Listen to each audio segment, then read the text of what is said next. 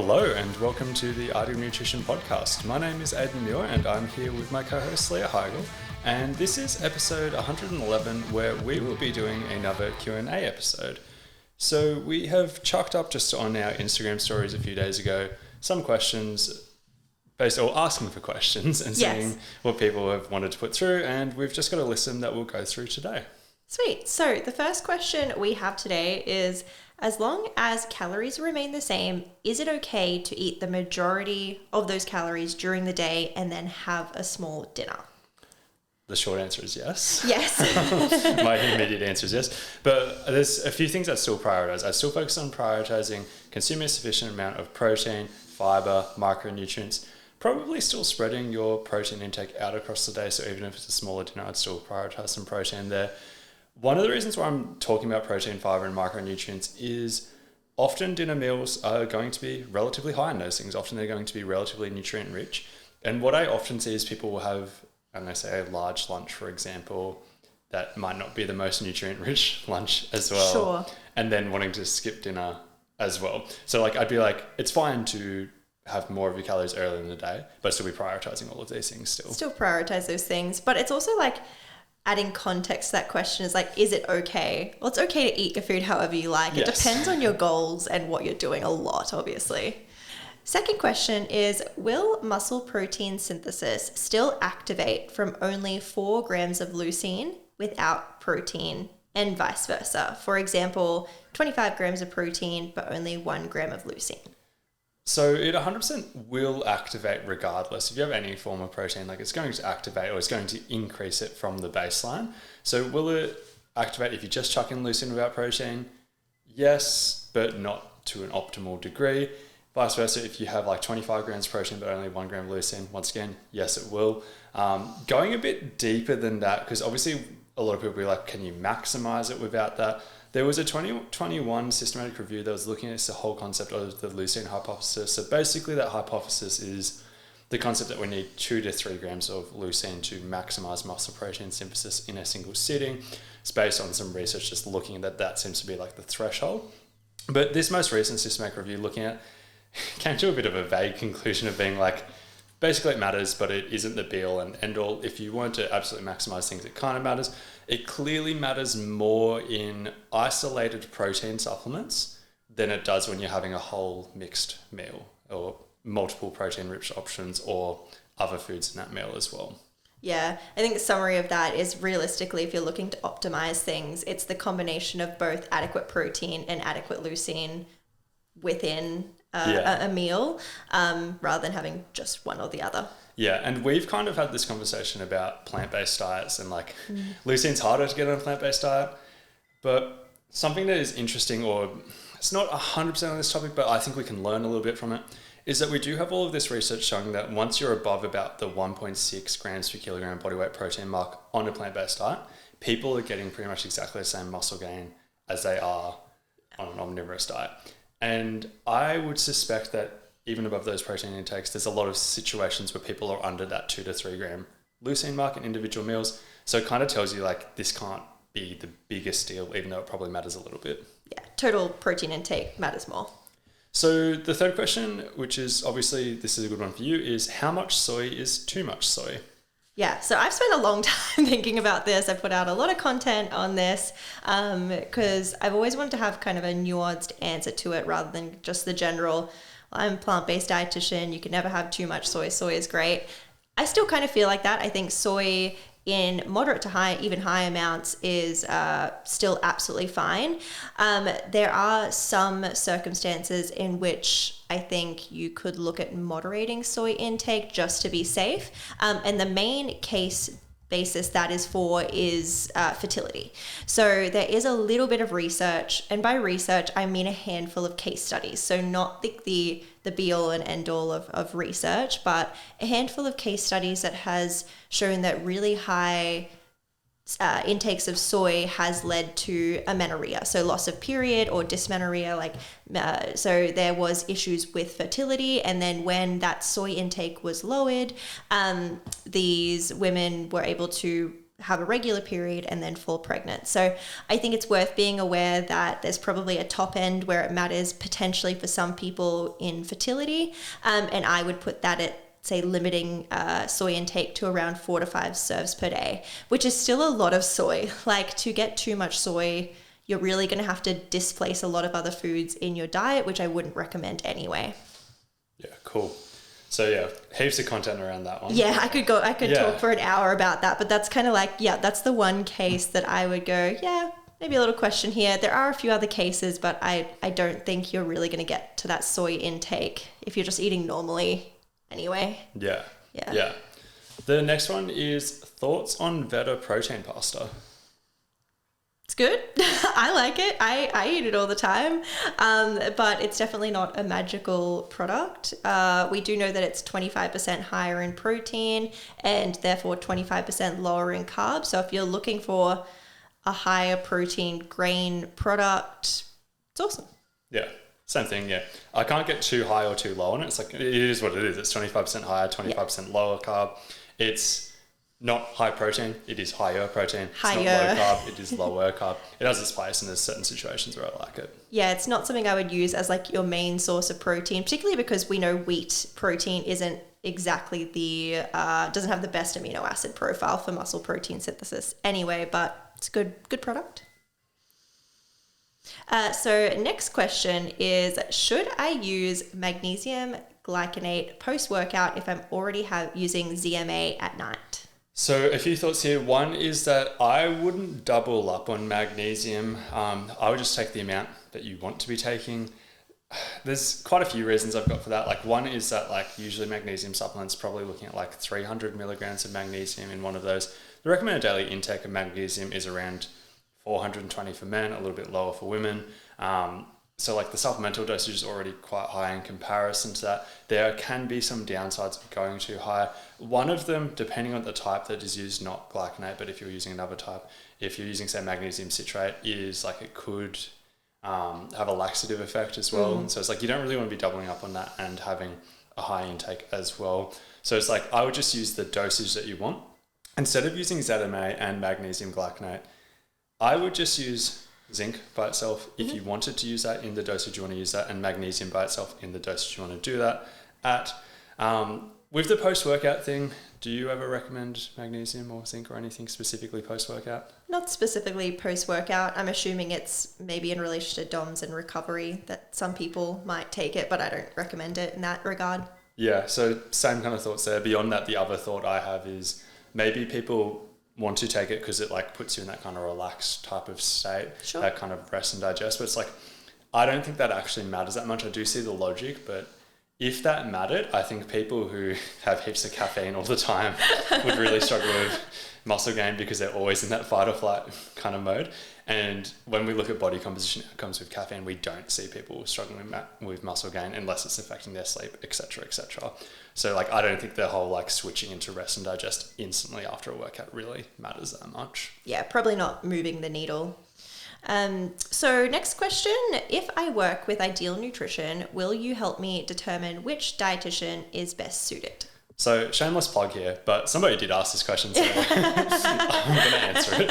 Yes, of course we would help with determining. So I intentionally try to have it set up so that we do have diversity amongst the dietitians that we've got, so that we can cover a pretty broad range, both in terms of like skills of the dietitians, but also in terms of personalities and who people would want to be working with. Yeah. And if you look at our website or whatever, and you can't kind of choose like based off that, because we've only got like a small section where we do our abouts or whatever, there's two easy options. One is simply just DMing me on Instagram, or the other one is just sending an email to our admin email, which is admin@idealnutrition.com.au. Yeah, we get lots of emails asking this question, and we just kind of give our opinion on who would be best suited, and people usually go from there. Yeah. Are Spudlight potatoes actually lower in calories is the next question, and if so, why? Once again, easy answer. Yes, not a scam. They literally are what they say they are. They are about 25% lower in carbs and calories. It is simply a variety of potato. It's not even like GMO or anything like that. There's no genetic modification.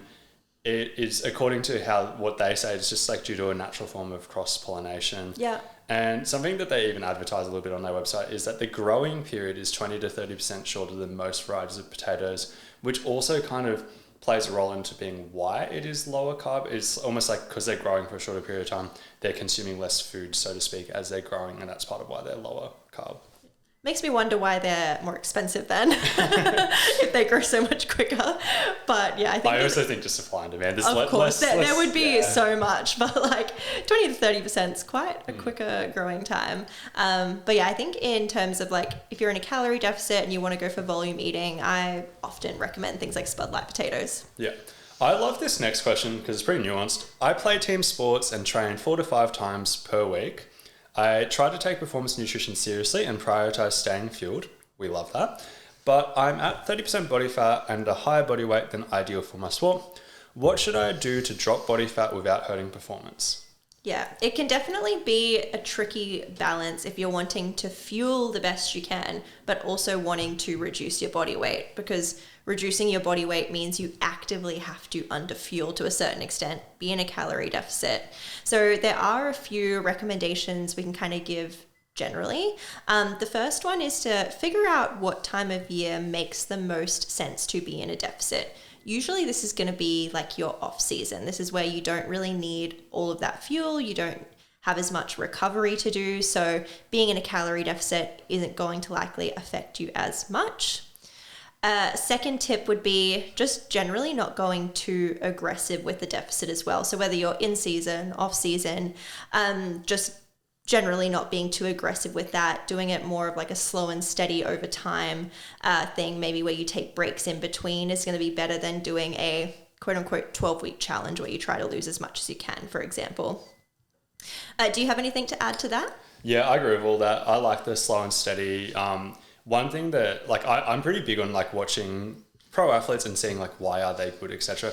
A complex topic because obviously they're not always good because of what they do. Some can be good just in spite of it, but like one common theme you'll really notice when you watch pro sports is every off season you'll see people being like, I lost 20 pounds, obviously American sports, but like I lost 20 pounds this off season by doing this like weird diet. And like you pretty much never see somebody lose a lot of weight in a short space of time and then come back better at their sport. Just the same thing is like you never see people gain a lot of size very quickly and come like if you watch a lot of pro athletes over their career, a lot of them gain a few kilos each year until they're at like the optimal body composition, assuming that when they're younger they were a little bit skinnier or whatever. You don't see like crazy like quick transformations. So it's like if somebody was at a higher body weight than ideal, taking a bit of time with it would be the move. I agree with like the doing it in the off season. One thing is like some people hear this and they'll still do it in season. I'm like, that's fair, I get you. Let's do that. If doing that and you're wanting to find a bit of a balance with all of this, I still really encourage fueling around your training sessions. So if you had X amount of carbohydrates per day, maybe you could put at least 30%, if not maybe above 50% around your training session before or after, so that you feel, or before and after potentially, so that you feel good while you're training and directly after and everything like that. And then during the times where you're not training, that's going to be where you're a little bit less well fueled. Yeah, I think definitely prioritizing that pre-training nutrition is going to help a lot. Just make up for that potentially bit of fatigue that can come into sessions from just generally being in a deficit. And another kind of tip we would give is also maybe putting more effort into your other recovery factors. Like all of a sudden, maybe getting enough sleep is more important, staying hydrated, stress management. Maybe you have to be on the ball a little bit more with that stuff. Like instead of when you're in a surplus or at maintenance and fueling really well, maybe you can get away with being a little less on the ball with those. I'm pretty obsessed with that stuff year round. I think it's like... Yeah, I mean, it's so important, but like I know some people like if you bring in like a social life and a family and then you've got work, like those things do slip off. Not everybody's like robot-like. But I think like when you're in a deficit, it makes sense to like just dial that stuff up. It'll probably mitigate some of the negative effects. Yeah. The next one, is brown rice really better than white rice from a general health perspective? I personally kind of want to answer this question because I had a bit of a aha type moment when I was working in a previous job and we're doing like a professional development day and somebody showed me this chart that just like, it really made this so clear to me. So it's nuanced. The short answer is yes, technically it is a little bit better from a health perspective, but I want to unpack this heaps. when you ask the question, why is it better? And you start going through each individual point, it becomes like it's not as big of a difference as you'd think. So the first thing some people might point to is that it is higher in fiber. But brown rice isn't high in fiber. So it's like, that's a weak argument. The next one that a lot of people instinctively will point to is that it's lower GI. But that also doesn't make sense because there are some variations of white rice that are lower GI than some variations of brown rice, and nobody would ever point to that variable. Yep. The glycemic index is a very newest topic. I think we've previously podcasted about that before, but even that wouldn't necessarily make something better or worse. Is it because it's higher in micronutrients? That partly makes sense. Brown rice is higher in micronutrients because white rice has none. Yeah, I actually what you're about to explain, I actually didn't know the absolute difference between brown rice and white rice prior to looking at these specific numbers. Yeah. So yeah, exactly. And like I should have showed you a chart before this, but like it is actually really interesting when you see it charted out, and I'll kind of walk through that. It won't be as good as the visual representation, but I think if you hear me verbally say it, you might still get it. So talking about the micronutrient content of brown rice with the understanding that white rice has none. 100 grams of uncooked brown rice, which is quite a decent amount for context, that's around 76 grams of carbs. So it's not like super high, but it's also like not low either. Has 159% of the recommended daily intake of manganese. So that's really high. It's a really great source of manganese. 36% of the recommended daily intake of magnesium. It's actually a good source of magnesium. 25 to 50% of a few B vitamins, and alongside a few other nutrients, obviously in much lower percentages. If we accept that the average person, according to like recommended daily intakes, etc., is aiming for around 300 grams of carbs, when you put a bit of context around that, I guess that makes a little bit of sense. But like a lot of people are aiming for less than that amount. Sure. Like if we're not talking athletes, like a lot of people are, whether they are or aren't actually doing that, they're often aiming for less than that. But like 76 grams of carbs comes alongside those things, right? But the chart that really hit home for me was basically a chart of all carbohydrate containing foods pretty much and their micronutrient content in terms of their vitamins and minerals per calorie. And this is where it gets interesting. At 0, because they have like pretty much no micronutrients, is white rice and like straight up just sugar, like basically. Yeah, table sugar. At the other end of the spectrum, like the extreme other end of the spectrum, we have our non-starchy vegetables because they're super low calorie, but they're high in micronutrients. Then we've got our starchy vegetables like potato, sweet potato, corn, legumes go in that section as well. Then moving a little bit further down, we've got our fruits as well, like slightly higher, a little bit more sugar, and it's like based on how much sugar, like berries are quite high, and then like bananas are further down the spectrum because they're still micronutrient rich, so they just have a little bit more carbs. Then you've got like your fortified cereals, like Wheat Bix, for example, where they have added vitamins and minerals alongside the wheat. Then a little bit further down, you have your unfortified cereals. So fun fact, Vitabrits isn't fortified, so it's pretty much Wheat Bix without the fortification, so it's a little bit further. That's getting towards like the middle of the chart. And then right next to white rice is brown rice. Yeah. Like down the far end of the chart, really low in micronutrients per calorie in comparison to pretty much every other carbohydrate source. That was a wild chart to me because I was like, oh, like when you look at it that way, it doesn't really matter that much. And then the other thing that I found interesting after thinking about that is like rice is a decent carbohydrate source that a lot of people use relatively frequently and is quite low in micronutrients. And it's like, from a nutrition perspective, why do we have rice so much? One thing I can think of is it's just a carbohydrate source that's not sugar. If you have high carbohydrate needs, it's easy to get that more in. But the key takeaway is like when you do a black and white comparison of white rice versus brown rice will be really high in micronutrients in comparison to white rice. When you compare it to pretty much every other carbohydrate source, that argument kind of falls apart a bit too. Yeah, they become very similar when compared with every other carb source. Yeah. Will we be able to chuck that in the show notes? That no, I went looking for it. I wish I had that chart. And like I've kind of actually changed it a little bit because that chart also included glycemic index as well. Sure, so like yeah. it actually looked even better. But yeah, that would have been interesting. I wish I could go find it. Yeah, good visual. I love a visual. So last question that we have for today is, how much does metabolism come into play when eating in a surplus? For a bit of context, this person isn't gaining weight. So a few things do play a role here. The first one is kind of a more mild effect usually, but that is metabolic adaptation. When you increase your caloric intake, your base metabolic rate tends to adapt upwards. So we eat more calories, we tend to burn more calories. So this happens in both directions. I know we talk about this all the time around maintenance not being a static number, like maintenance calories. So metabolic adaptation could be playing a role to a certain extent, although there's so much variation person to person in this. I've definitely worked with clients where I'm like, it felt like every time that we put their calories up, maybe this played a role a little bit more, and then clients where it didn't really play a role much. What might be more impactful would be potentially the general increase in total daily energy expenditure in response to a surplus, particularly just from the perspective of increased activity, fidgeting, just being more incidental activity. So those kinds of things. So just increasing the amount of movement you do because you have more calories coming in, you have more energy. So again, like I have some clients that are more hyper responders in that way and some that are less. But we know that like your general movement and activity isn't like really consistent if we're changing our calorie intake. Like it tends to drop off if we're lower calories and increases when we're higher calorie. So that can change what your quote unquote maintenance is, and potentially between metabolic adaptation, general increase in energy, creating more activity, that surplus may no longer be a surplus.